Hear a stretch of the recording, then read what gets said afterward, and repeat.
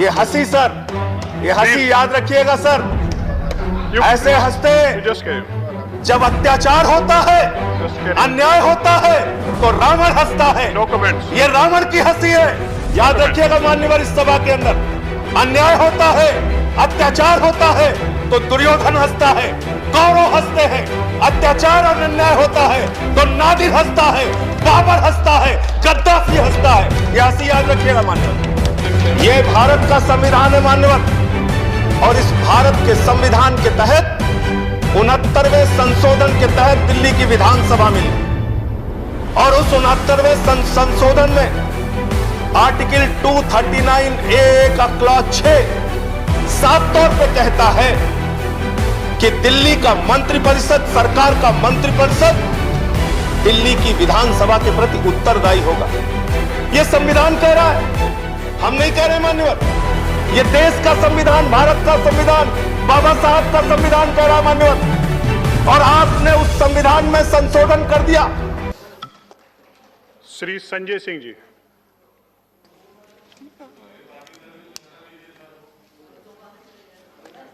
धन्यवाद मान्यवर।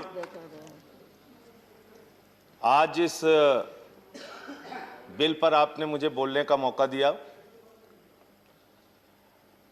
अभी मैं सत्ता पक्ष के लोगों को सुन रहा था।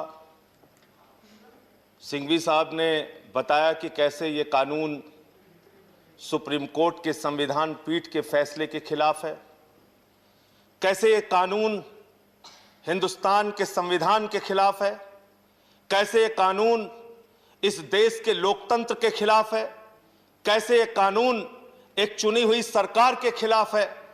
और जिस प्रकार से द्रौपदी का चीरहरण राज्यसभा के अंदर धृतराष्ट्र के सामने हुआ था, आज इस सभा के अंदर संविधान का चीरहरण हो रहा है मान्यवर। और मैं आपको बताना चाहता हूं, यह भारत का संविधान है मान्यवर, और इस भारत के संविधान के तहत 69वें संशोधन के तहत दिल्ली की विधानसभा मिली, और उस 69वें संशोधन में आर्टिकल 239A का क्लॉज 6 साफ तौर पे कहता है कि दिल्ली का मंत्रिपरिषद, सरकार का मंत्रिपरिषद दिल्ली की विधानसभा के प्रति उत्तरदायी होगा। यह संविधान कह रहा है, हम नहीं कह रहे मान्यवर।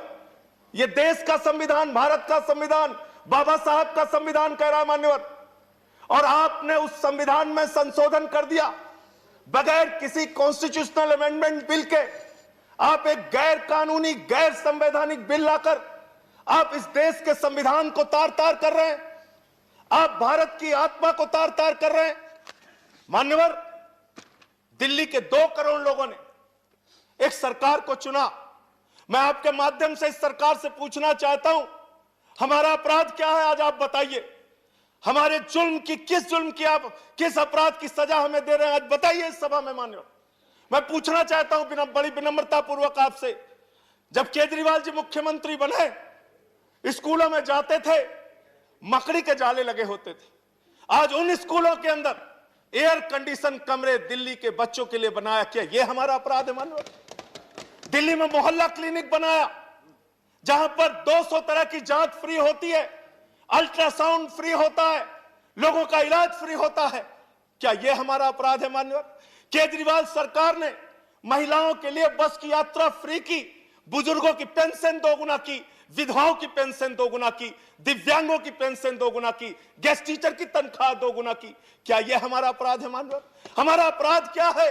हिंदुस्तान की पहली सरकार जिसने 200 यूनिट बिजली फ्री देने का काम किया, वो सरकार है केजरीवाल सरकार। आज उस सरकार को आप इस अपराध की सजा दे रहे हैं कि हमने जनता के हित में काम किया। आज दिल्ली के सरकार की तारीफ संयुक्त राष्ट्र महासंघ के पूर्व महासचिव कोफी अन्नान जी ने की। दिल्ली के शिक्षा मॉडल की तारीफ, दिल्ली के मॉडल की तारीफ अमेरिका के न्यूयॉर्क टाइम्स में हुई मान्यवर। लोग पहले कहते थे अमेरिका से सीखो, अमेरिका से सीखो। आज अमेरिका वाला कह रहा है केजरीवाल से सीखो, दिल्ली सरकार से सीखो, आम आदमी पार्टी से सीखो। ऐसी सरकार, ये हंसी सर, ये हंसी याद रखिएगा सर। ऐसे हंसते जब अत्याचार होता है, अन्याय होता है, तो रावण हंसता है। No comments. ये रावण की हंसी है, याद रखिएगा मान्यवर, इस सभा के अंदर अन्याय होता है, अत्याचार होता है तो दुर्योधन हंसता है, कौरव हंसते हैं। अत्याचार और अन्याय होता है तो नादिर हंसता है, बाबर हंसता है, गद्दाफी हंसता है। ये हंसी याद रखिएगा मान्यवर। ये आज एक लोकतांत्रिक ढंग से चुनी हुई सरकार, जिसको 2 बार 67 सीट 62 सीट मिली, 90% से ज्यादा एक पार्टी को सीट मिलती है, आप उसकी सरकार को खत्म कर रहे हैं। और मैं बड़ी विनम्रता पूर्वक पूछना चाहता हूं, कम से कम रविशंकर प्रसाद जी यहां पर मौजूद हैं, पूरी की पूरी भारतीय जनता पार्टी दिल्ली के पूर्ण राज्य की वकालत 2098 के घोषणा पत्र में, 2003 के घोषणा पत्र में, 2008 के घोषणा पत्र में, 2013 के घोषणा पत्र में, 2015 के घोषणा पत्र में आपने हमेशा दिल्ली को पूर्ण राज्य बनाने की वकालत की। लेकिन क्योंकि 98 से लेकर आज तक 23 साल से आप चुनाव हार रहे हैं और दिल्ली में केजरीवाल से 2 बार आप चुनाव हार गए, इसके कारण से आप एक चुनी हुई सरकार को खत्म करना चाहते हैं, उस सरकार को समाप्त करना चाहते हैं। अभी हमारे भूपेंद्र यादव जी बड़े समझदार व्यक्ति हैं, कह रहे थे राष्ट्रपति सर्वोपरि बताया गया, राज्यपाल सर्वोपरि बताया गया, उपराज्यपाल सर्वोपरि क्यों नहीं बताया जाएगा? तो आज इस सदन में तय कीजिए कि मोदी सरकार मतलब कुछ नहीं, प्रधानमंत्री मतलब कुछ नहीं, गृह मंत्री मतलब कुछ नहीं, जो कुछ होंगे देश के महामहिम राष्ट्रपति होंगे। तय कीजिए इस सरकार के, इस सदन के अंदर माननीय बिल पास कीजिए बिल कि राष्ट्रपति देश को चलाएंगे। आज बताइए, दिल्ली में आप फ्री बिजली की योजना बंद करेंगे, लोग किसके पास जाएंगे? एलजी के पास कि मुख्यमंत्री के पास? लोगों ने वोट किसको दिया, दिल्ली की सरकार को कि एलजी को? आपने लिख दिया गवर्नमेंट मींस एलजी, सरकार मींस एलजी। देश के सुप्रीम कोर्ट के संविधान पीठ ने, जिससे बड़ी कोई अदालत नहीं हो सकती, उस अदालत ने कहा मान्यवर, साफ तौर पे कहा, 3 विषयों को छोड़कर बाकी सारे के सारे विषय दिल्ली की एक चुनी हुई सरकार के पास होंगे। आप देश के सुप्रीम कोर्ट के संविधान पीठ को नहीं मानते, आप भारत के संविधान को नहीं मानते, आप लोकतंत्र को नहीं मानते, आप एक चुनी हुई सरकार का आज गला घोट रहे हैं। लेकिन याद रखिएगा, ये लोकतंत्र है, यहां जनता मालिक होती है। जनता जब चाहे जिसको अर्श पे पहुंचा दे, जनता जब चाहे जिसको फर्श पे पहुंचा दे। आप जो ये काम कर रहे हैं, आने वाले दिनों में इस अपराध के लिए दिल्ली की जनता और देश की जनता आपको माफ नहीं करेगी। आज मैं सिर्फ इतना कहना चाहता हूं मान्यवर, दिल्ली के अंदर केजरीवाल सरकार को क्यों बर्खास्त करने की, ये बर्खास्त मैं मानता हूं, चुनाव का कोई मतलब नहीं रह गया, सरकार को आपने खत्म कर दिया। आज क्यों किया गया ये?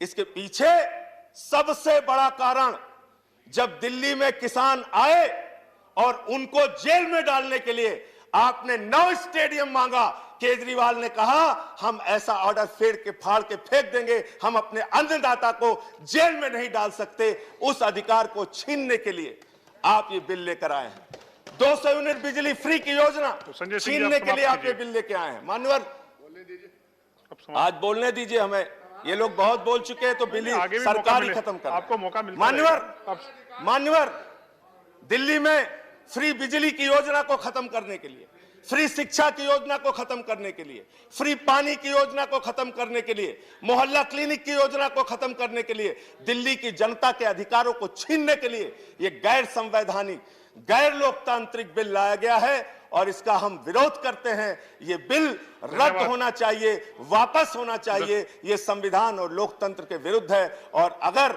आपके अंदर जरा सी भी आज वोट, आप जरूर बहुमत के आधार पर फैसला कर सकते हैं, धन्यवाद संजय सिंह जी। लेकिन कभी कभी आत्मा की आवाज पे भी फैसला लेना चाहिए। इधर बैठे हो या उधर बैठे हो, आत्मा की आवाज पर अगर पूछोगे, यहाँ बैठे हुए सारे लोग, धन्यवाद, एक भी मान्यवर सदस्य समाप्त कीजिए, अगर इनका लाई डिटेक्टर टेस्ट कराओगे ना, तो ये बोलेंगे दिल से कि ये गलत है, धन्यवाद संजय सिंह जी, गलत है।